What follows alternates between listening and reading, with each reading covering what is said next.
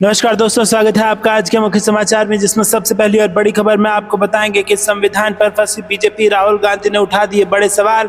दूसरी खबर में जिक्र होगा कि सुब्रमण्यम स्वामी ने मोदी सरकार की विदेश नीति पर उठाए सवाल, बांग्लादेश को लेकर जताई चिंता। खबर में आगे आपको बताएंगे कि कांग्रेस विधायक ने की कंगना रनौत पर NSA FIR की मांग। खबर में आगे जिक्र होगा कि UPS में यू का मतलब है मोदी सरकार का यू टर्न। एकीकृत पेंशन योजना को लेकर कांग्रेस ने किया है तंज। और खबर में आगे जिक्र होगा कि वास्तविक घरेलू आय में आई अभूतपूर्व गिरावट, अर्थव्यवस्था के सामने खड़ी चुनौती के प्रति सरकार ने बंद की आंखें। कांग्रेस पार्टी ने अर्थव्यवस्था के मोर्चे पर भारतीय जनता पार्टी को घेरा। दोस्तों, इसी प्रकार की तमाम बड़ी खबरें आपके लिए लेके आए हैं, लेकिन उससे पहले अगर आप भी करते हैं राहुल गांधी का खुलकर समर्थन तो वीडियो को कीजिए लाइक और चैनल को सब्सक्राइब करके बेल आइकन दबाकर कमेंट में लिखे जय हिंद। रुक करते हैं सबसे पहली और बड़ी खबर की तरफ। संविधान पर फिर फंसी बीजेपी, राहुल गांधी ने उठा दिए बड़े सवाल। जी हां दोस्तों, आपको बता दें कि संविधान को बचाने की लड़ाई कांग्रेस ने लोकसभा चुनाव के साथ ही शुरू कर दी थी और ये लड़ाई चुनाव के बाद भी जारी है। इलाहाबाद में कांग्रेस ने संविधान सम्मान सम्मेलन आयोजन किया, जिसमें कांग्रेस सांसद और लोकसभा में विपक्ष के नेता राहुल गांधी ने बीजेपी पर तीखा हमला किया। लोकसभा चुनाव के प्रचार में राहुल गांधी अपनी हर रैली में संविधान की किताब लेकर पहुंच रहे थे, संविधान बचाने की लड़ाई लड़ने की बात कह रहे थे और अब संविधान की किताब फिर से राहुल गांधी के हाथ में आ गई है। इलाहाबाद में आयोजित संविधान सम्मान सम्मेलन में राहुल गांधी संविधान की किताब लेकर पहुंचे और सीधा बीजेपी पर हमला बोल दिया। राहुल गांधी ने कहा कि संविधान की सबसे ज्यादा रक्षा दलित करते हैं, किसान आदिवासी करते हैं। संविधान हिंदुस्तान के गरीब लोगों का सुरक्षा कवच है। संविधान को लागू हुए 70 साल हो गए हैं और इसका कितना असर पड़ा ये हम सब के सामने है। राहुल गांधी ने एक बार फिर से जाति जनगणना का मुद्दा उठाते हुए कहा कि बीजेपी कहती है कि जनगणना में OBC का सेक्शन दे देगी, इसमें सिर्फ OBC देने का कोई मतलब नहीं है, हमें हर कम्युनिटी चाहिए। बीजेपी की विचारधारा दलित और OBC विरोधी है, इसीलिए देश के टॉप 500 उद्योगपतियों की लिस्ट में एक भी दलित या पिछड़े वर्ग के लोगों का नाम नहीं है। मोदी ने 25 लोगों का 16 लाख करोड़ का कर्ज माफ किया, लेकिन उनमें से एक भी दलित, आदिवासी या माइनॉरिटी का नहीं है। इसके लिए ऐसा कोई बैंक क्यों नहीं है? हम एक ऐसा स्पेशलाइज्ड बैंक बनाएंगे। राहुल गांधी ने कहा कि रिजर्वेशन की बात उठती है लेकिन मौका नहीं मिलता, लेटरल एंट्री हो जाती है। देश को सुपर पावर बनाया जा रहा है। PM कभी यूक्रेन चले जाते हैं, कभी रूस और सुपर पावर बन गया, लेकिन उसमें उन 90% लोगों की भागीदारी कहाँ है? 90% लोग अब भी बेरोजगार हैं, भूखे हैं। हमें बस समाज का एक्सरे चाहिए। जाति जनगणना हमारे लिए सिर्फ गिनती है, पॉलिसी फ्रेमवर्क है, संविधान की तरह ही हमारा गाइड भी है। तो दोस्तों, क्या आप भी राहुल गांधी की इस बात से सहमत है? कमेंट में अपनी राय जरूर बताइए। वीडियो को लाइक नहीं किया तो लाइक जरूर कीजिएगा। रुक करते हैं अगली ब्रेकिंग न्यूज की तरफ। सुब्रमण्यम स्वामी ने मोदी सरकार की विदेश नीति पर उठाए सवाल, बांग्लादेश को लेकर जताई चिंता। जी हां दोस्तों, बीजेपी वरिष्ठ नेता सुब्रमण्यम स्वामी ने एक बार फिर से मोदी सरकार पर निशाना साधा। उन्होंने इस बार मोदी सरकार की विदेश नीति पर सवाल उठाते हुए एक्स पर एक पोस्ट किया। सुब्रमण्यम स्वामी ने अपने पोस्ट में लिखा कि मालदीव सिंड्रोम बांग्लादेश में चुपचाप फैल रहा है। इसके साथ ही उन्होंने अपने पोस्ट में ब्लिट्स के एक लेख को भी लिंक शेयर किया है और उन्होंने आगे लिखा कि आने वाले 25 वर्षों के लिए शानदार मोदी विरासत, जब कई पड़ोसी भारत को घेर लेंगे और हमारे विभाजन के लिए काम करेंगे। 9 मार्च को एक लेख छपा था जिसमें भारत के बांग्लादेश और मालदीव के साथ रिश्तों पर बात हुई है। लेख में बताया गया है कि दावा किया गया है कि बांग्लादेश नेशनलिस्ट पार्टी का इंडिया आउट आंदोलन साल की शुरुआत में मालदीव के राष्ट्रपति मोहम्मद मुइज़ू द्वारा चलाए गए इंडिया आउट अभियान जैसा ही है। बता दें कि इससे पहले ही बीजेपी नेता सुब्रमण्यम स्वामी मोदी सरकार की आलोचना कर चुके हैं। रुक करते हैं अगली ब्रेकिंग न्यूज की तरफ। कांग्रेस विधायक ने की कंगना रनौत पर NSA FIR की मांग। जी हां दोस्तों, आपको बता दें बीजेपी सांसद कंगना रनौत का विवादों से पुराना नाता है। अब एक बार फिर कंगना की मुसीबत बढ़ गई है। पंजाब से कांग्रेस नेता पूर्व मंत्री राजकुमार वेरका ने कंगना के खिलाफ NSA पर FIR की मांग कर दी है। जी हां दोस्तों, बीजेपी सांसद कंगना रनौत आए दिन किसी न किसी विवाद से दो चार होती रहती हैं। हाल ही में अपनी अपकमिंग फिल्म इमरजेंसी को लेकर कंगना को खूब विरोध झेलना पड़ रहा था। तो वहीं अब पंजाब से कांग्रेस नेता और पूर्व मंत्री राजकुमार वेरका ने कंगना पर NSA लगाए जाने और FIR दर्ज कराने जाने की मांग की है। बता दें कि हाल ही में कंगना ने एक बार फिर किसान आंदोलन को लेकर विवादास्पद बयान दिया है। कंगना का कहना है कि किसान आंदोलन के समय किसानों के द्वारा हिंसा को अंजाम दिया गया और अगर किसान बिल वापस नहीं लिया जाता तो किसान किसी बड़ी घटना को अंजाम देने की प्लानिंग में थे। कंगना ने आगे कहा कि अगर उस समय केंद्र सरकार मजबूत नहीं होती तो भारत की स्थिति वर्तमान के बांग्लादेश जैसी हो जाती। अपने इन बयानों से कंगना विपक्ष निशाने पर आ गई हैं और इसी को लेकर पंजाब से कांग्रेस नेता राजकुमार वेरका कंगना पर राष्ट्रीय सुरक्षा कानून लगाए जाने की मांग पर साथ साथ FIR भी दर्ज कराए जाने की भी मांग की है। साफ है कि कंगना के इस तरह के भड़काऊ बयानों से सामाजिक सौहार्द पर बुरा असर पड़ता है, जिसको रोकने के लिए वेरका ने ऐसी मांग की है। रुक करते हैं अगली ब्रेकिंग न्यूज की तरफ। यूपीएस में यू का मतलब है मोदी सरकार का यू टर्न। एकीकृत पेंशन योजना को लेकर कांग्रेस ने कसा तंज। जी हाँ दोस्तों, कांग्रेस ने रविवार को एकीकृत पेंशन योजना को लेकर केंद्र सरकार पर तंज कसा। कांग्रेस ने कहा कि यूपीए में यू का मतलब मोदी सरकार का यू टर्न है। विपक्षी पार्टी ने कहा कटाक्ष ये ऐसे समय में किया गया है जब शनिवार को ही केंद्र सरकार ने एकीकृत पेंशन योजना का ऐलान किया है। केंद्रीय मंत्रिमंडल ने इस योजना को मंजूरी दे दी है और इससे 23 लाख केंद्रीय कर्मचारियों को फायदा होगा। 1 जनवरी 2004 के बाद सरकारी सेवा में शामिल हुए कर्मचारियों को यूपीएस योजना का लाभ मिलेगा। यूपीएस के तहत कर्मचारियों को वेतन के 50% के बराबर पेंशन मिलना सुनिश्चित किया गया है। सरकारी कर्मचारी की लंबे समय से लंबित मांगों को पूरा करते हुए प्रधानमंत्री नरेंद्र मोदी की अध्यक्षता में हुई कैबिनेट बैठक में एकीकृत पेंशन योजना को मंजूरी दी गई, जो गारंटीकृत पेंशन का आश्वासन देती है।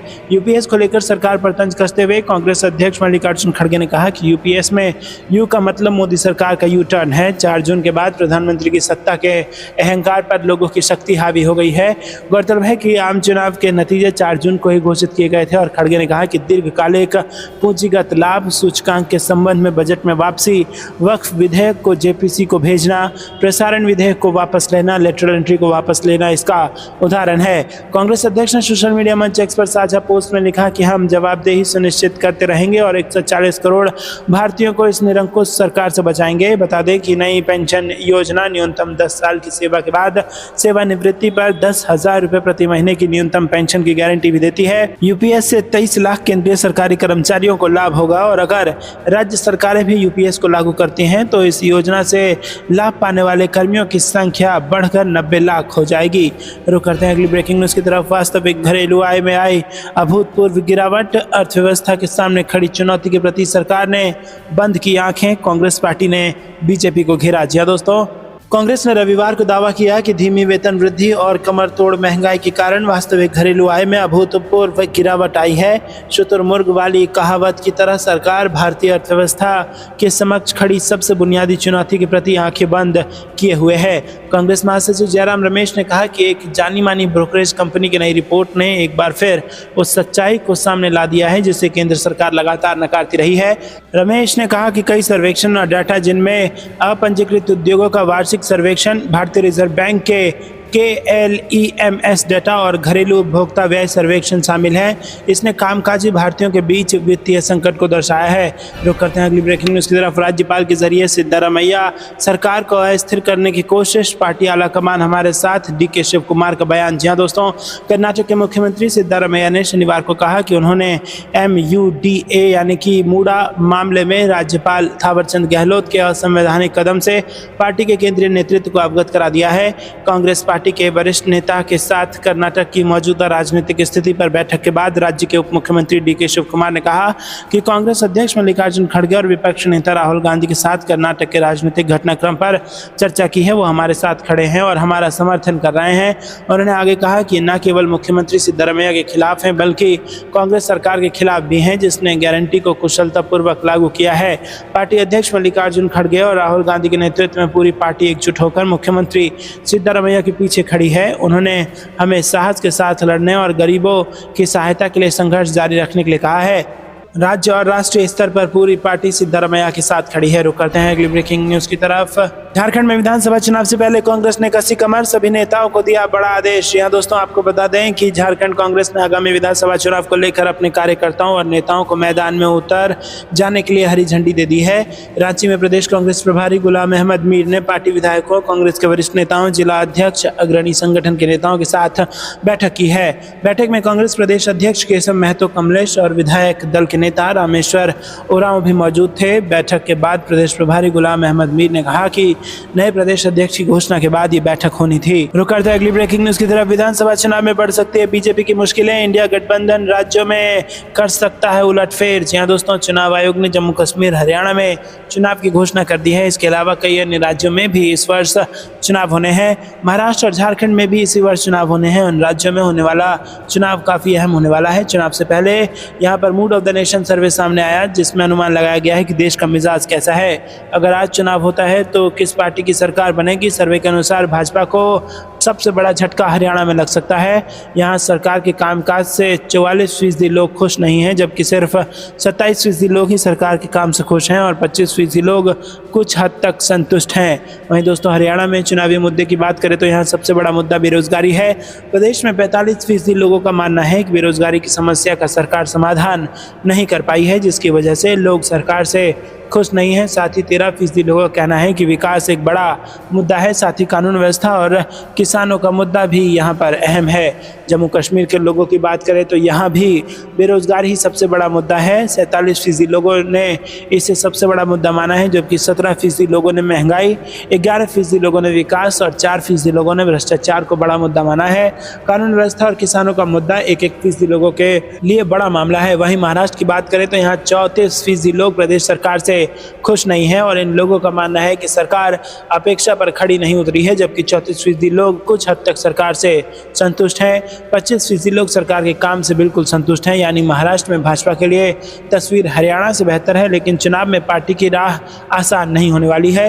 मुख्यमंत्री एकनाथ शिंदे के कामकाज को लेकर 35% लोग संतुष्ट हैं, जबकि 31% लोग कुछ हद तक संतुष्ट हैं। असंतुष्ट 28% हैं। विधायकों के कामकाज की बात करें तो 41% लोग संतुष्ट हैं। तो दोस्तों यहाँ पर आपको बता दें कि सर्वेक्षण से पता चलता है कि हरियाणा और जम्मू कश्मीर में बीजेपी की मुसीबत खड़ी हो सकती है। आपको यह कुछ लगता है कहाँ किसकी बनेगी सरकार, कमेंट में जरूर बताइए। वीडियो को लाइक नहीं किया तो लाइक जरूर कीजिएगा। रुक करते हैं अगली ब्रेकिंग न्यूज की तरफ। हरियाणा चुनाव से सियासी हलचल तेज, कैथल पहुंचे रणदीप सुरजेवाला, कई लोगों को ज्वाइन कराई कांग्रेस। जी हाँ दोस्तों, हरियाणा विधानसभा चुनाव की तारीखों के ऐलान के बाद से यहाँ के सियासी गलियारों में हलचल तेज है और इसी दौरान कांग्रेस के राष्ट्रीय महासचिव और राज्यसभा सांसद रणदीप सुरजेवाला भी हरियाणा पहुंचे हैं। कैथल के किसान भवन में अग्रवाल युवा सभा के पदाधिकारी और सदस्यों ने कांग्रेस पार्टी में आस्था जताई और रणदीप सुरजेवाला के नेतृत्व में कांग्रेस ज्वाइन की। रणदीप सुरजेवाला बोले, कांग्रेस का कुनबा लगातार बढ़ रहा है और इस मौके पर सुरजेवाला ने कहा कि मैं दावे के साथ कह सकता हूं कि इस बार कांग्रेस हरियाणा में सबसे ज्यादा सीट लेकर बड़े बहुमत के साथ सरकार बनाएगी। भारतीय जनता पार्टी को हरियाणा में 10 सीट भी नहीं मिलने वाली है और इसी वजह से भारतीय जनता पार्टी वाले चुनाव की तिथि आगे बढ़ाने के लिए चुनाव आयोग पर दबाव बनाने की कोशिश कर रहे हैं। इसीलिए ये लोग कई प्रकार के स्वांग और प्रपंच करेंगे। बीजेपी ड्रामा कर रही है और अब वो केवल बीजेपी ड्रामा पार्टी बनकर रह गई है। अगर 10 वर्षों में भाजपा ने कुछ किया होता तो आज उनकी ये नौबत न आती। आने वाले समय में जनता के आशीर्वाद से कांग्रेस की सरकार बनने जा रही है। मैं सुनिश्चित करता हूं कि सरकार आने पर सभी उनके द्वारा किए गए कुकृत्य बंद हो जाएंगे और उनकी जांच होगी। रणदीप सुरजेवाला ने कहा कि चुनाव आयोग यही देखता है कि चुनाव छुट्टी वाले दिन कराया जाए। ये उल्टा काम कर रहे हैं। ये केवल तनाव की स्थिति पैदा करना चाहते हैं। ये सब केवल एक ड्रामा है और उन्हें पता है कि वो चुनाव हार रहे हैं। ये लोग चुनाव आयोग को प्रभावित करना चाहते हैं और मुझे ये विश्वास है कि देश का चुनाव आयोग इन ओछे हथकंडों से प्रभावित नहीं होगा। रुक करते हैं अगली ब्रेकिंग न्यूज की तरफ। प्रशांत किशोर का बड़ा ऐलान, बिहार की सभी सीटों पर चुनाव लड़ेगी जनसुराज और महिलाओं को भी देगी टिकट। जी हाँ दोस्तों, बिहार में अगले साल विधानसभा चुनाव होने हैं और इसे लेकर राजनीतिक पार्टियां अभी से ही चुनाव की तैयारियों में जुट गई है। और इस बीच जन स्वराज प्रमुख प्रशांत किशोर ने पटना में प्रेस कॉन्फ्रेंस कर विधानसभा चुनाव को लेकर बड़ा ऐलान किया। उन्होंने कहा कि जन स्वराज बिहार की सभी सीटों पर चुनाव लड़ेगी। प्रशांत किशोर ने कहा कि 2025 में जन स्वराज 243 सीटों पर चुनाव लड़ेगी और कम से कम 40 महिला उम्मीदवारों को चुनावी मैदान में उतारा जाएगा।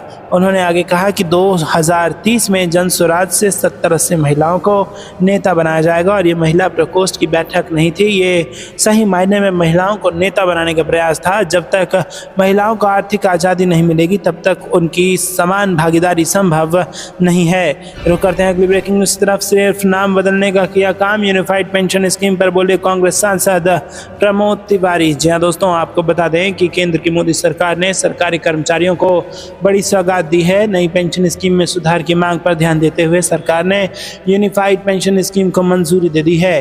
कांग्रेस पार्टी के वरिष्ठ नेता और राज्यसभा सांसद प्रमोद तिवारी का कहना है कि केंद्रीय कर्मचारियों के लिए यूपीएस कतई ठीक नहीं है। कर्मचारी लंबे अरसे से ओल्ड पेंशन स्कीम की मांग कर रहे थे, सरकार ने उनकी इस मांग को पूरा नहीं किया, सिर्फ नाम बदलने का काम किया है। उनका कहना है कि सरकार को तुरंत ओल्ड पेंशन स्कीम लागू करनी चाहिए। सांसद प्रमोद तिवारी ने यह भी कहा कि मोदी सरकार सिर्फ नाम बदलने में विश्वास रखती है। उसने ओल्ड पेंशन स्कीम को लागू नहीं किया और सिर्फ नाम बदलकर एक नई पेंशन स्कीम लॉन्च कर दी।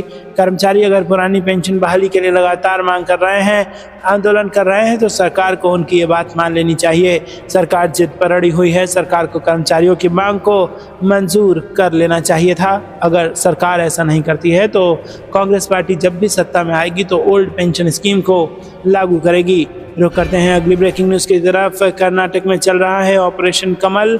विधायकों को खरीदने के लिए 100 करोड़ की पेशकश, कांग्रेस ने किया बड़ा दावा। जी हाँ दोस्तों, कर्नाटक में कांग्रेस के एक विधायक ने विपक्षी दल भाजपा पर ऑपरेशन लोटस चलाने का आरोप लगाया और रविवार को कहा कि 100 करोड़ रुपए की पेशकश कर कांग्रेस विधायकों को लुभाने का प्रयास किया जा रहा है ताकि मुख्यमंत्री सिद्धारमैया की नेतृत्व वाली राज्य सरकार को अस्थिर किया जा सके।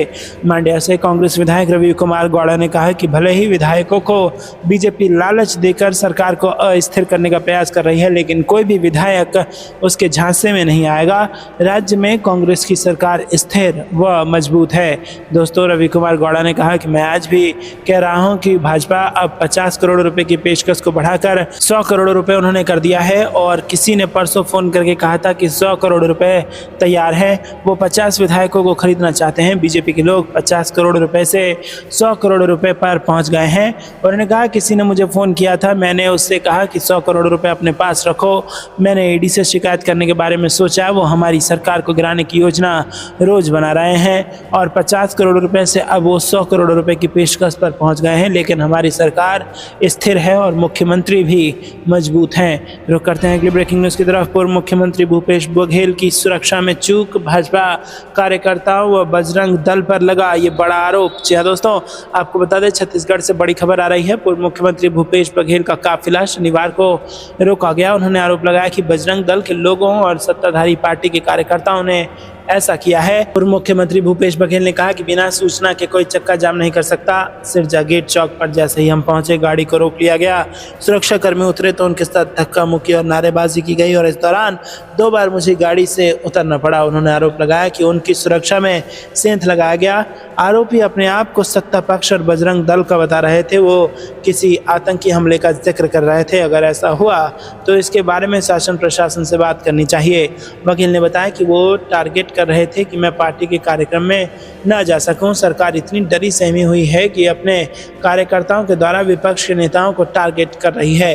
बता दें कि छत्तीसगढ़ के पूर्व मुख्यमंत्री भूपेश बघेल शनिवार को भिलाई से दुर्ग की ओर आ रहे थे। इसी बीच बजरंग दल के कार्यकर्ताओं ने उनके काफिले को रोककर जबरदस्त नारेबाजी की और इसके कारण भूपेश बघेल बहुत देर तक जाम में फंसे रहे। रुक करते हैं अगली ब्रेकिंग न्यूज़ की तरफ। भाजपा राज्य में परीक्षा व्यवस्था से उठा भरोसा, अखिलेश यादव ने बीजेपी पर साधा निशाना। जी हाँ दोस्तों, आपको बता दें कि सपा अध्यक्ष अखिलेश यादव ने पुलिस भर्ती परीक्षा के पहले दिन शुक्रवार को 32% अभ्यर्थियों के शामिल नहीं होने पर भाजपा के ऊपर तंज कसा।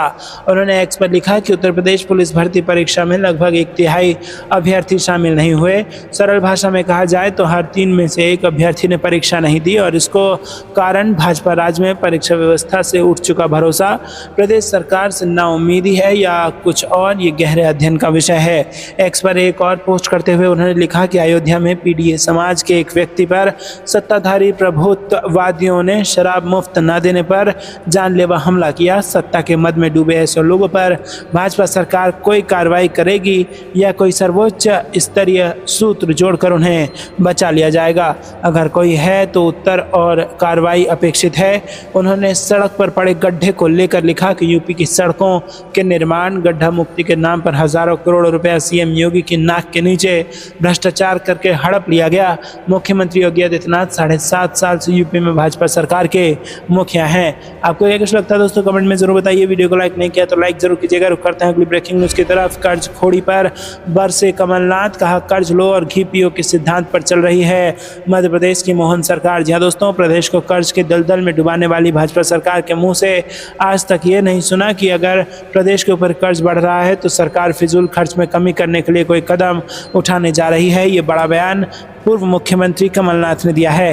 रुक करते हैं अगली ब्रेकिंग न्यूज की तरफ। झारखंड बीजेपी अध्यक्ष बाबूलाल मरांडी, अर्जुन मुंडा समेत 12,000 बीजेवाईएम कार्यकर्ताओं पर केस दर्ज। जी हां दोस्तों, झारखंड में बीजेपी के सीनियर नेताओं समेत 12,000 लोगों के खिलाफ केस दर्ज किया गया है। इनमें प्रदेश बीजेपी अध्यक्ष बाबूलाल मरांडी, केंद्रीय मंत्री संजय सेठ और पूर्व केंद्रीय मंत्री अर्जुन मुंडा का नाम भी शामिल है। तो दोस्तों, ये थी दिन भर की सारी जरूरी और बड़ी खबरें। अंत तक बने रहने के लिए बहुत बहुत धन्यवाद। जाने से पहले वीडियो को लाइक और चैनल को सब्सक्राइब करके बेल आइकन दबाकर कमेंट में लिखिए जय हिंद। अभी के लिए इतना ही। जय हिंद, जय भारत।